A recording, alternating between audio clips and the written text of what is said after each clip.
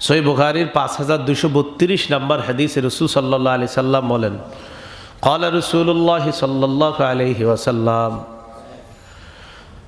নবীজি বলেন, ইয়্যাকুম আদ-দুখুল আলান নিসা, তোমরা নারীদের সাথে অবাধে মেলামেশা করা থেকে বাঁচো, নারীদের কাছে গমন করা থেকে তোমরা বাঁচো। সাহাবাদের মধ্যে একজন আনসারী সাহাবী দাঁড়িয়ে গেলেন। ফাকালা রাজুলুম মিনাল আনসার, একজন আনসারী সাহাবী দাঁড়িয়ে বললেন, আফারাআইতাল হাম্মা ইয়া রাসূলুল্লাহ, হুজুর দেবরের ব্যাপারে আপনি কি বলবেন? দেবর কাকে বলা হয়? স্ত্রীর ভাইকে না স্বামীর ভাইকে? স্বামীর 25 বছরের ছোট ভাই, মানে স্বামীর ছোট ভাই আর কি, বয়স 24-25 হোক, ছোট ভাই তো কি ভাই? হ্যাঁ, এটা বারবার বলেন, ছোট ভাই। মানে ছোট ভাই কেন?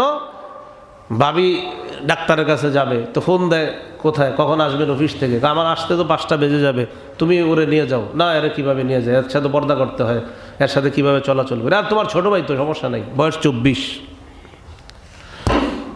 রসুলের এক সাহাবী দাঁড়িয়ে বললেন, হুজুর দেবরের ব্যাপারে আপনি কি বলবেন? নবীজি সাল্লাল্লাহু আলাইহি সাল্লাম বললেন, আল হাম্মু আল মাউত, দেবর হলো মৃত্যু, দেবর হলো মরণ।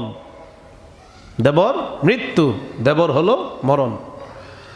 তাহলে ভাবির যারা দেবর আছে, এই ভাবির জন্য দেবর কি বললেন রসুল? মৃত্যু। অনেকে বাহিরে পর্দা করে, দেবরের সাথে পর্দা করে না, অথচ মরণের সাথেই পর্দা করে না। রসুল বললেন এটা মরণ, এখানে বিপদ। এই মরণ মানে আবার মরে গেছে না, বিপদ বিপদ। রাসূলুল্লাহ সাল্লাল্লাহু আলাইহি সাল্লাম বললেন দেবর মৃত্যু, এই পর্দা করতে হবে, এটা জরুরি। এটা আপনি বললেন না, হুজুর ছোটবেলা থেকে এই আমার ছোট ভাইটারে আমার বিবি লালন পালন করছে, কোলে পিঠে কইরা মানুষ করছে, এই সমস্ত যুক্তি ইসলামের সাথে চলবে না। সহিহ বুখারীর 5233 নম্বর হাদিসের বর্ণনা, ক্বালা রাসূলুল্লাহ সাল্লাল্লাহু আলাইহি ওয়াসাল্লাম, নবীজি বলেন, লা ইয়াখলুয়ান্না রাজুলুন বিইমরাআ ইল্লা যু মাহরামিন, কোন বর্ণনায় ইল্লা মা জি মাহরাম, কোন নারী কোন পুরুষ একান্তে সাক্ষাৎ করবে না, মিলিত হবে না মাহরাম ছাড়া। কোন নারীর সাথে কোন পুরুষ কোন রুমে কথা বলবে, কোন ডাক্তারের চেম্বারে কথা বলবে, আর ডাক্তারের চেম্বারের দরজা বন্ধ থাকবে, সেখানে নারীর ভাই থাকতে হবে, বা বাবা থাকতে হবে, বা স্বামী থাকতে হবে। এখন যদি বলেন হুজুর এলাও না, স্ত্রীর সাথে যদি স্বামী এলাও না হয় তো আপনি এলাও? স্ত্রীর সাথে স্বামী ঢুকবে ভিতরে, এলাও না, তো স্ত্রীর সাথে স্বামী এলাও না হলে এলাওটা হবে কাবার বলেন? রাসূলুল্লাহ সাল্লাল্লাহু আলাইহি সাল্লাম বলেন, লা ইয়াখলুয়ান্না রাজুলুন বিইমরাআ ইল্লা কানা সালিসাহুমা শায়তান। আল্লাহ রাসূল সাল্লাল্লাহু আলাইহি সাল্লাম বলেন, একটা নারী একটা পুরুষ যখন তারা এক রুমের মধ্যে কথা বলে, একান্তে কথা বলে, তাদের মাঝে তৃতীয় জন শয়তান। তৃতীয় জন কে? শয়তান। রসুলের কথা মানার মাঝেই কল্যাণ, না মানার মাঝে হাজারো অকল্যাণ। পর্দাহীনতা, পর্দা ছাড়া চলাফেরা করা, পর্দাহীনতা, পর্দা ছাড়া চলাফেরা করা। পর্দাহীনতার সংখ্যা বাড়তেছে। বলবেন না হুজুর পর্দার সংখ্যা তো বাড়তেছে না। শরঈ বোরকা, একটা হলো শরঈ পর্দা, আরেকটা হলো ফ্যাশনের পর্দা, দুইটা এক না। শরঈ বোরকা আর ফ্যাশনের বোরকা দুইটা এক না। আপনি বোরকা বললেন আর আপনার বোরকার হক আদায় করছে, বিষয়টা এমন না। এখন আপনি নিজেই পার্থক্য করতে পারবেন কোনটা শরঈ বোরকা আর কোনটা প্রদর্শনী বোরকা, এটা সহজে পার্থক্য করা যায়। তিরমিজি শরীফের 1173 নম্বর হাদিসের বর্ণনা, ক্বালা রাসূলুল্লাহ সাল্লাল্লাহু আলাইহি ওয়াসাল্লাম, নবীজি বলেন, আল মারআতু আওরাতুন ফাইযা খারাজাত ইস্তাশরাফাহা শাইতান। নবীজি বলেন, নারী ঢেকে রাখার জিনিস, নারী আবৃত বস্তু, নারীকে ঢেকে রাখতে হয়। ফাইযা খারাজাত, এই নারী যখন পর্দা ছাড়া বের হয়, নারী ঢেকে রাখতে হয়, নারী যখন পর্দা ছাড়া বের হয়, ইস্তাশরাফাহা শাইতান, শয়তান এই নারীটাকে অন্য পুরুষের চোখে আকর্ষণীয় মোহনীয় রূপে উপস্থাপন করে দেয়, আকর্ষণীয়ভাবে উপস্থাপন করে দেয়। তাহলে নারী আবৃত বস্তু, নারীকে ঢেকে রাখতে হয়। নারী যখন পর্দা ছাড়া বের হবে, শয়তান এই নারীকে অন্য পুরুষের সামনে মোহনীয় রূপে আকর্ষণীয় ভঙ্গিতে উপস্থাপন করে, তখন একটা পুরুষ বিপদে পড়ার সম্ভাবনা কম না, বরং অনেক বেশি। রাসূলুল্লাহ সাল্লাল্লাহু আলাইহি ওয়াসাল্লাম পর্দার ব্যাপারটা খুব স্পষ্টভাবে বুঝিয়ে দিয়েছেন। আম্মাজান আয়েশা সিদ্দিকা রাদিয়াল্লাহু তাআলা আনহা তিনি বলেন যে হজের মৌসুমে মুখের উপরে নেকাব লাগাবে না বা নারীরা মুখের উপর পর্দা দিবে না, এর মানে এই না যে একটা নারীকে অন্য যে কোনো পুরুষ দেখতে পারবে, এমন না। আম্মাজান আয়েশা বলেন, আমরা নবীর সাথে চলতাম সফরে, হজে যখন চলতাম আমাদের মুখ খোলা রাখতাম, কিন্তু যখনই কোনো পরপুরুষ আসতো নবীর সাথে সাক্ষাতে কোনো কথা বলার জন্য, সাথে সাথে মুখের উপর তাড়াতাড়ি আমরা চাদর ফেলে দিতাম, পর্দা ফেলে দিতাম।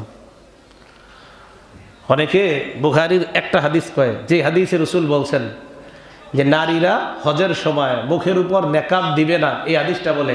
আরেকটা হাদিস যে আম্মাজান আয়েশা ব্যাখ্যা করে দিয়েছে, ওইটার বলে না।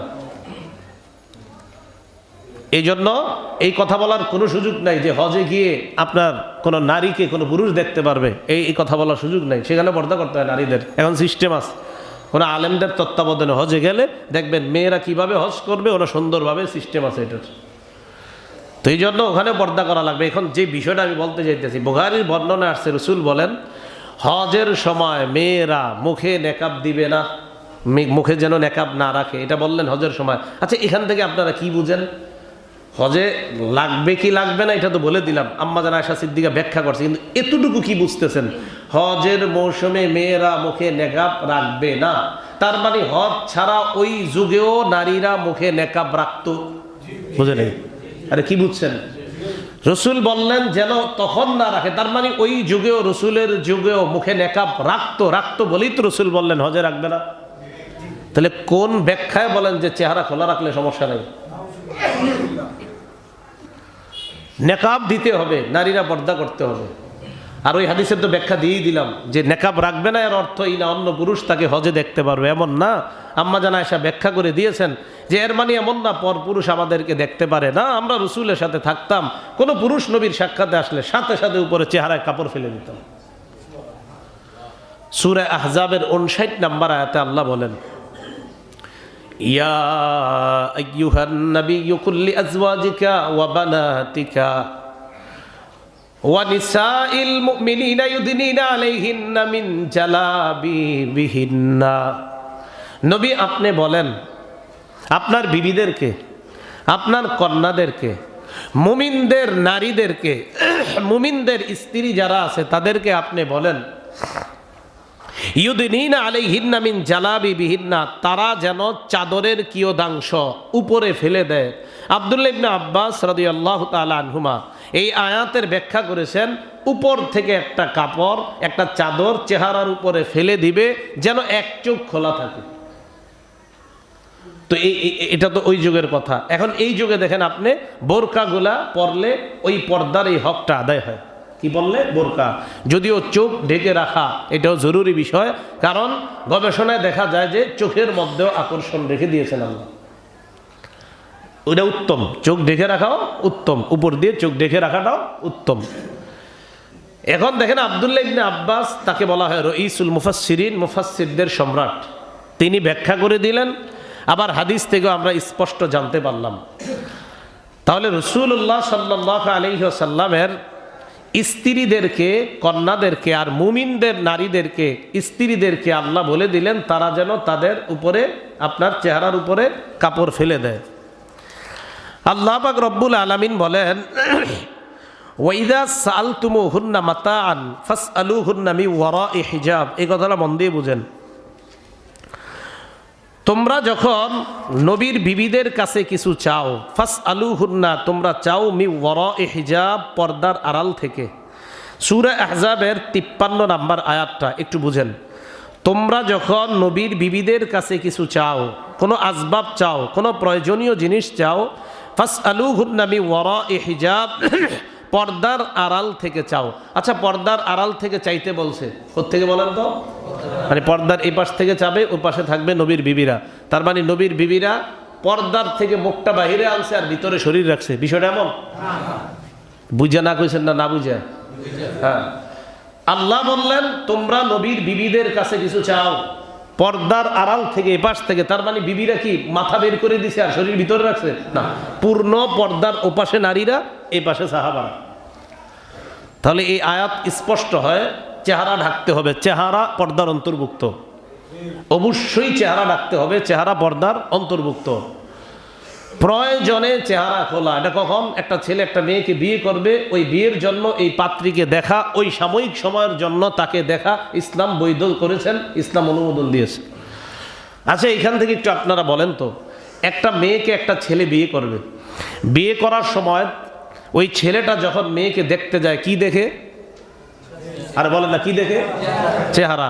তো চেহারা তখন ওখানে দেখতে যেতে হবে কেন? চা স্টলের সামনে দেখলেই তো হয়, হয়ে আব্বারে বলবে আব্বা একটা চা স্টলের সামনে মেয়ে দেখছে, এর বিয়ে করাই দেন, শেষ। যদি বলেন যে চেহারা ঢাকা লাগবে না, তো ওই বাড়ি থেকে দেখা দরকার কি? রাস্তাঘাটে দেখলেই তো হয়। এতেই বোঝা যায় চেহারা ঢাকা এটাই ফরজ।